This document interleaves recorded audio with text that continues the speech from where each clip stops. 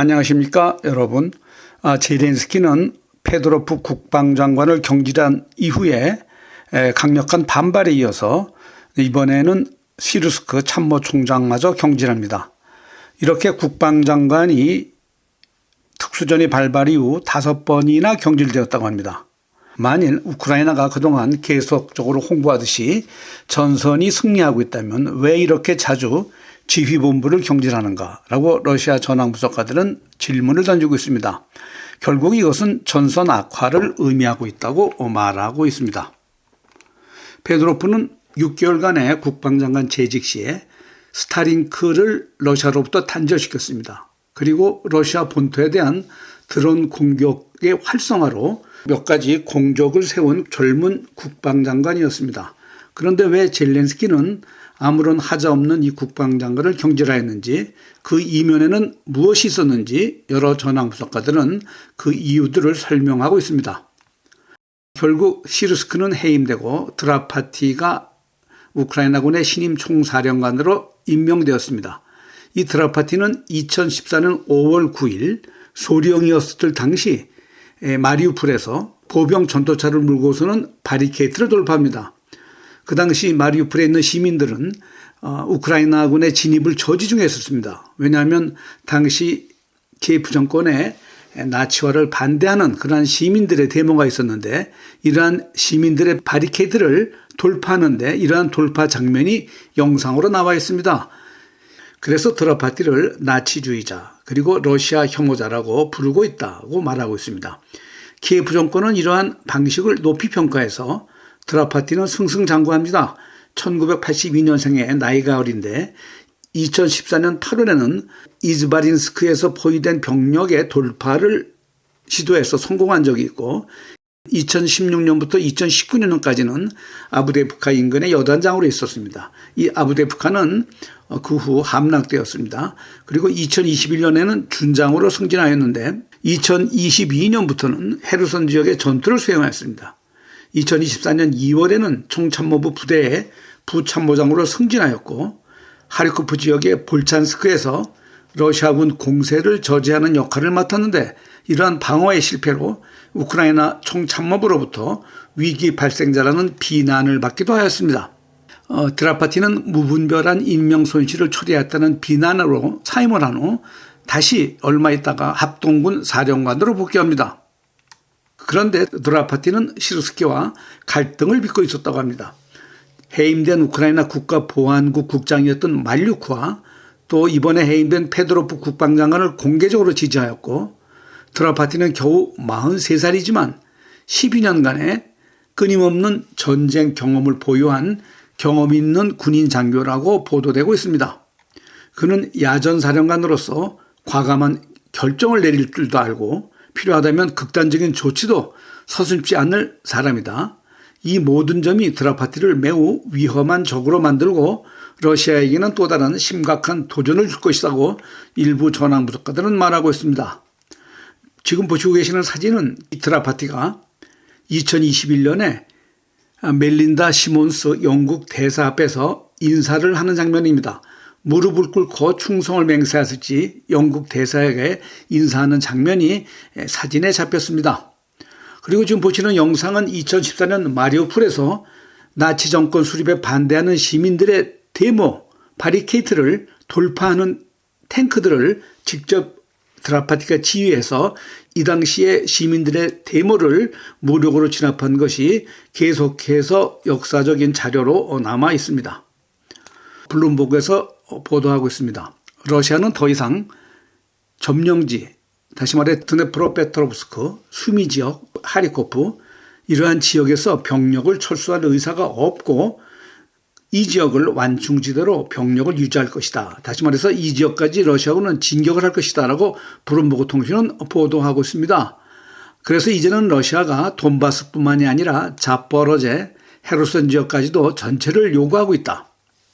이러한 압력 강화의 이유로서는 미국과 키예프가 작년 알래스카에서 체결된 비공식 합의를 거부했기 때문에 이제 러시아는 과거에 합의하였던 돈바스 지역에서만의 우크라이나군 철수가 아니라 이제는 돈바스 지역을 넘어서 드네프로페트로브스크, 자파로제, 헤르손 지역까지 영역을 넓히고 있다고 브룸버그 통신은 보도하고 있습니다.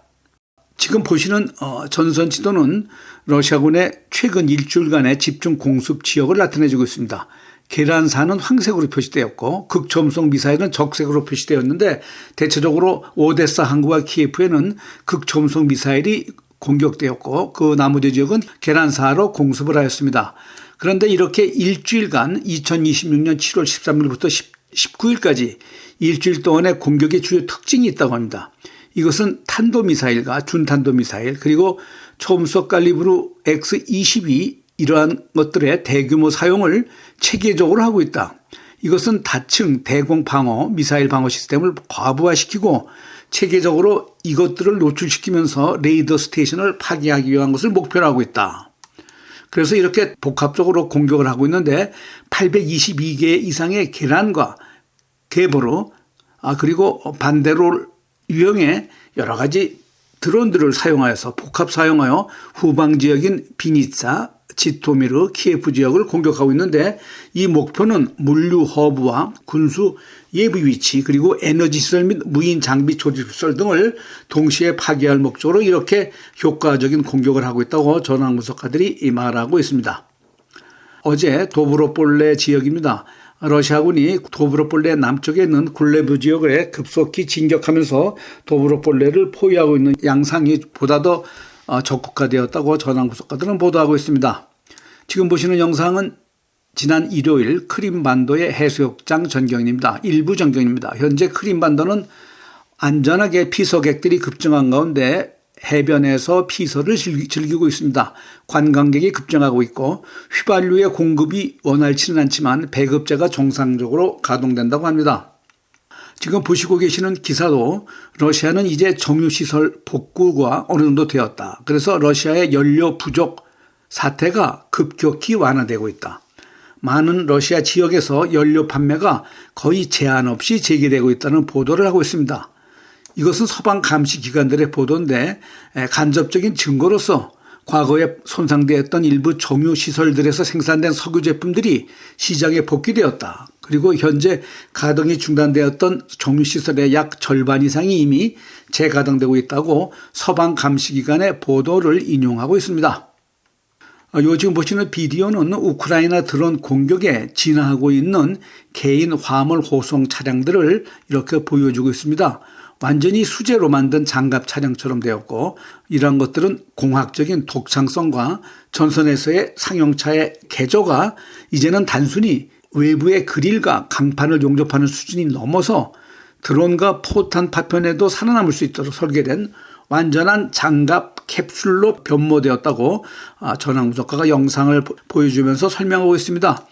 군사공학은 편의성에 초점을 맞추지 않고 최우선 과제가 현재 드론의 공격 범위 내에서 다시 말해 A 지점에서 B 지점까지 어떻게 물자를 이동할 것인가 이러한 과정에서 속도는 비록 느리지만 높은 방호력을 갖춘 바퀴 달린 벙커가 필요하게 돼서 이렇게 시민들이 개조하면서 완전 탱크식의 완전 방탄차 형식의 사설차들이 증가하고 있다고 보도하고 있습니다.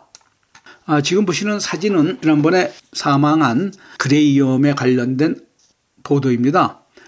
이것은 러시아에서 나온 보도라 정확한 사실에 근거하고 있지 않은 하나의 풍문일지도 모릅니다. 그러나 이 러시아 전황 분석가들은 코카인과 동맥경화성 심혈관 질환으로 인한 대동맥 박리에 대한 의학적인 상관관계를 설명하면서 그레이엄의 갑작스러운 사망의 한 원인을 이러한 내용으로 설명하고 있습니다.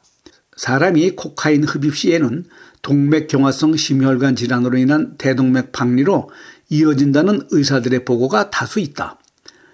먼저 그레이엄 사망 사건의 시간 순서를 살펴보겠다.